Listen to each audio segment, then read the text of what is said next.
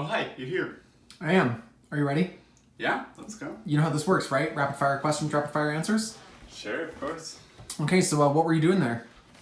Oh, I was just making some coffee. Why? I'm about to go make a video About what? about my process. What's your process? Well, first I have to have my coffee. Makes sense? Black or with cream? Black. Only black. So, have you played Animal Crossing yet? I hear it's all the rage. Yeah, I've been watching people play it online. What's the experience of watching someone else play? Is that like playing yourself? It's kind of like a nice voyeurism. Voyeurism. Speaking of which, you were telling me about your process. What's that about? Yeah, well, first in my process, what I do is have some coffee, and then afterwards, once I'm feeling sufficiently caffeinated, I start trying to write as much as possible. Wait, just a second. You told me about a process, but what's it a process for? What are you making? I'm writing a novel. What's it about? My novel Hindsight is about my friends in 2018 after I've died and in the wake of a climate crisis. But you've not died. Well, it's kind of a speculative fiction. It's in the event that I've died. Have you died? In the novel. Great. So you're telling me about a process. Yes, my process to write. I forgot something. What did you forget? I've got paper upstairs. What do you need paper for? We're making a video. I need to make a video about my process to write. But what's the paper for? To write is simply to be one who writes. Oh, so you need paper to write. I need paper to make my video. Oh. What's your video about?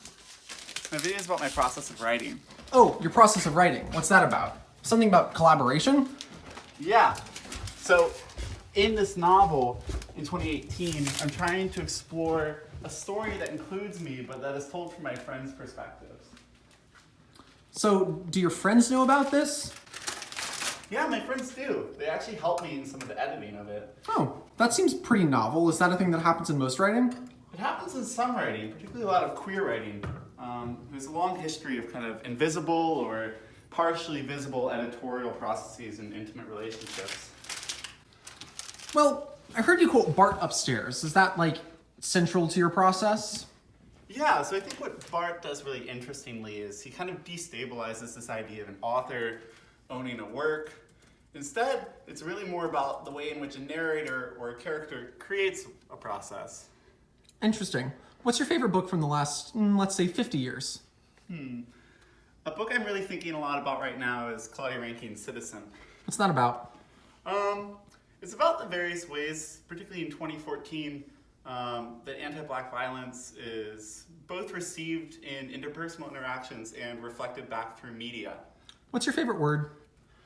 I really like words like nevertheless, or insofar. Adverbs are probably my favorite types of verbs.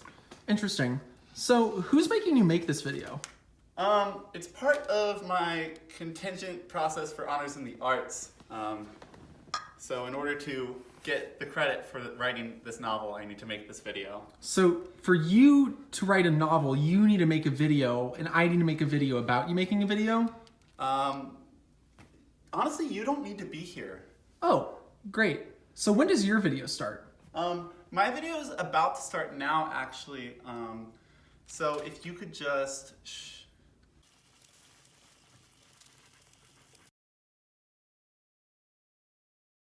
My friends and I had this game, especially in freshman year, but continuing onward throughout my time at Stanford, where we would mediate one another, we would take videos of one another, photos of one another, write about one another, and then represent our mediations of one another back to our group, so that our lives, in a sense, became media content for us to reflect upon and look back upon. So that in some way, like, our relation to one another became extended through this media.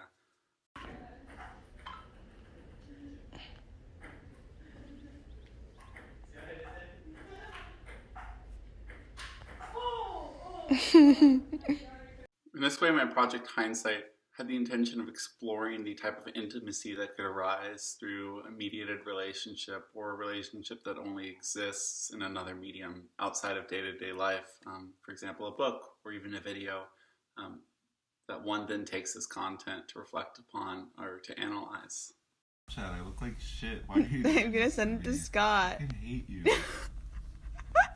I'm literally dying of consumption and you're taking videos of it.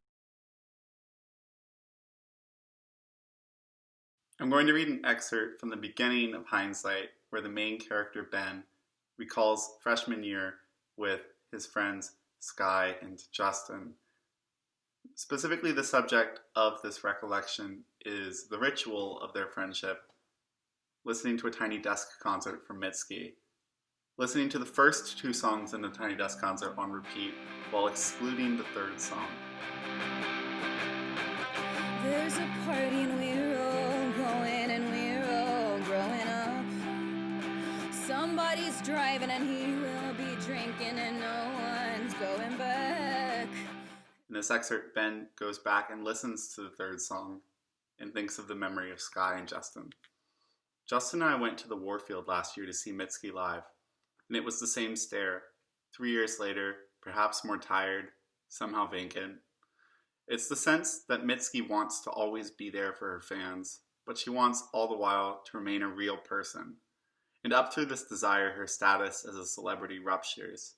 So sometimes, when she's up on stage singing Burning Hill, a disembodied voice yells from the audience, "Mitski, marry me!" And she pauses in the song for a breath and continues, "And I am a forest fire." And already again, someone else is yelling, "I love you, Mitski!" And she does not pause. She does not swallow her breath, but she extends out her arm in perfect choreographed mimic, in perfect choreographed mimic, in perfect choreographed mimic, in perfect choreographed mimic, like a mirror that she's just now shattering as her arm punches through. And I am the fire and I am the forest.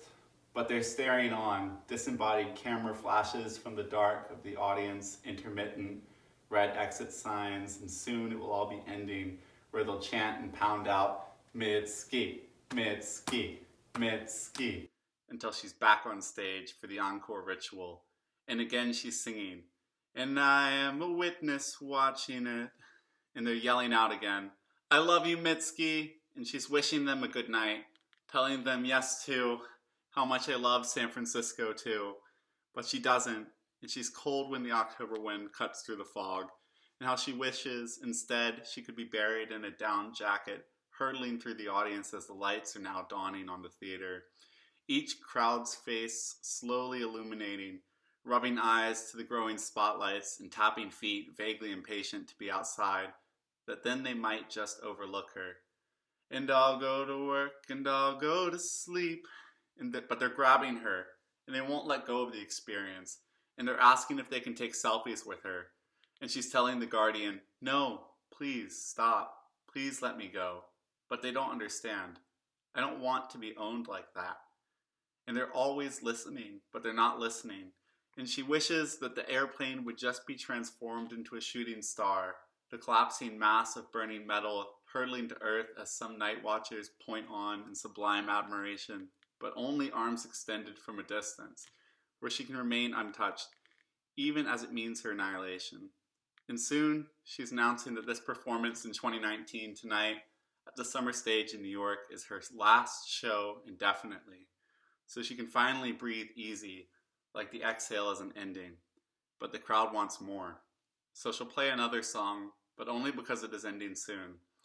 "And I am relieved that I left my room tidy," because she can step off of the stage, and soon there'll be time to be a human again. She thinks, soon, soon. Camera flashes rising as the moment gains its sudden limited edition value. Soon, she thinks, and the crowd's going wistful. Goodbye. I left my room tidy. Goodbye.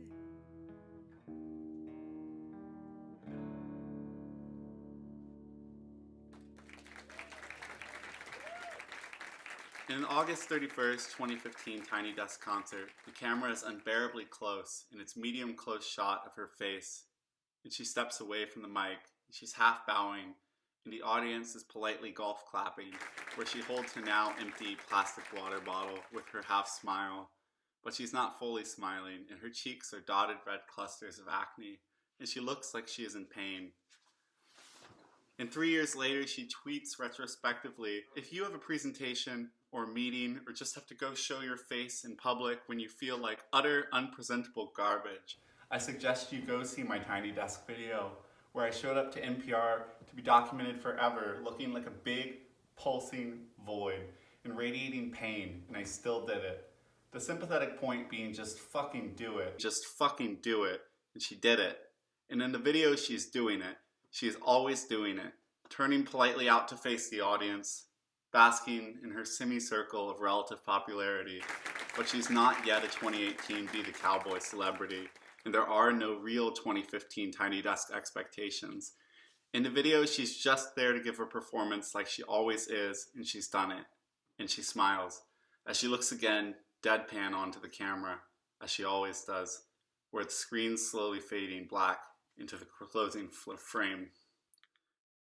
And in just a frame, the scene's cutting back again, where it's all just beginning with the rough guitar scratching and the ragged voice that's never tired. And Mitski's doing it again with her 2015 performance.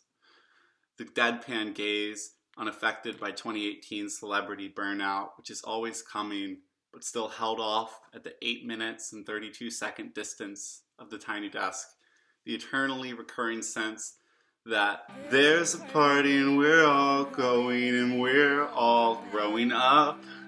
And we're all back on the dorm room floor, wine drunk, warm, where our cheeks are glowing, and we're laughing as we're belting with the lyrics until our voices grow tired and unwieldy, half scratching at the static, and we are just laying there, basking in the sound as it washes over us, as it always does at the end of the night. Justin, Sky, and me, all pressed into the wool rough carpet with some blankets over top, and the joy of Christmas light dorm decor glowing up at the edge of our vision, where we're pressing our eyes shut just for the moment, as if there, at the blur of our periphery, there is the night washing over our eyelids, where the holiday yellow ambience is running itself out, cool into darkness, and we feel the afterglow of our cheeks softly pulsing, pink and warm from singing, from belting, where it hot echoes as we're half dormant sinking into the music. And in that moment, that forever passing moment on the edge of sleep, the lulling strain of our breath and the light pull of a smile tugging up, a soundless rupture into sleep, perhaps release.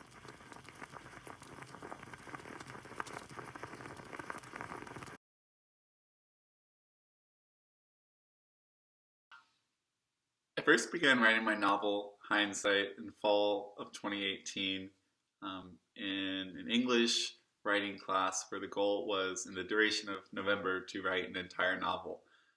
I had some immediate contradictions I was really interested in exploring in this project.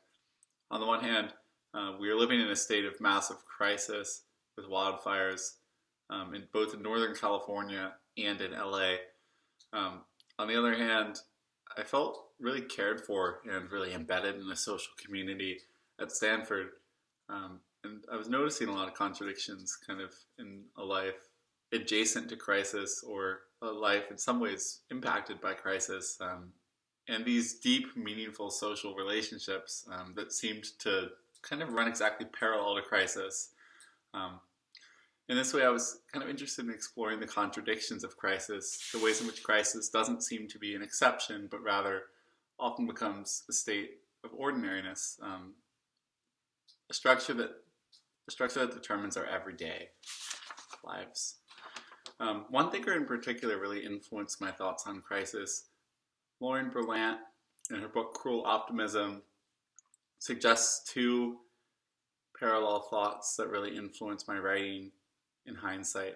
The first is the idea of a cruel optimism. So the idea that we establish relations and we establish our identities in relation to an optimistic expectation of achieving a thing, a belief, an idea, and yet through repeated results, in fact, through the information we receive about these ideas and beliefs, we already know that these projects are foreclosed. We know that they're not going to happen. In this way, these optimisms are cruel.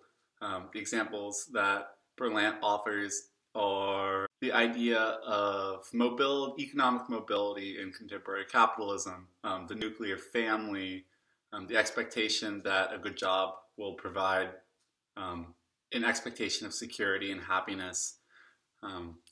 In particular, I was really interested kind of in the cruel optimisms, particularly in writing, in the ways in which I, on one hand, wanted writing to fulfill a social and political function, and on the other hand, despite a lot of the writing that I had actually studied, it seemed that the case largely was that writing was an ineffectual means of bringing about political ends. The second idea that Laurent Berlant suggests is this idea of crisis ordinariness. This idea that crisis is not exceptional, but that it structures our everyday, and that actually, in many cases, what art or what our social relations do is seek a way to establish a relationship to the crisis that structures our everyday lives. So what I really wanted to do in writing my novel was I wanted to try and find a means of relating to the crises that seemed to be structuring that time in 2018. And I think as we've seen in 2020, the crises that continue to structure our everyday lives. In particular, this question of mediation and intimacy between people really struck me as something that was important. To that end, I really wanted to explore this idea of collaborative writing. A writing that didn't just belong to me, but a writing that was shared with my friends, shared with my communities, and that existed beyond the singular claim of author. In some ways, I found the theory of Roland Barthes really helpful to think or to destabilize the relationship between the writer and the novel. What Barthes does in an essay that I find really influential, To Write, an intransitive verb, he suggests that it's not the author who has the direct claim to the product of the book. Rather, it's actually the process of writing that generates kind of like a narrative presence that asserts itself, which creates a category of a narrator that in the act of enunciation, in the act of narrating, lays a certain claim or has a certain inherent claim to the act of writing. I was really interested in the act of editing, in the act of kind of collaboration, how I could create room for narrators who avoided or evaded certain proprietary claims in writing. Another thinker and another writer that I'm really deeply in awe of and find really influential is Claudia Rankine, in particular Citizen. I wanted to look at the way that Rankine writes about the second person, and in my novel Hindsight, explore the ways in which the first person can similarly be destabilized, or the first person can make explicit the contingent relationships that structure a person's everyday lives. Okay, so that's recording. Okay, great. So what you're going to do is you're going to come here, you're going to pick this up, open this, in here, screw it on, put it there. And then what you're going to do is you turn this way. Oh, you're here. And then you're going to go, okay, and then here.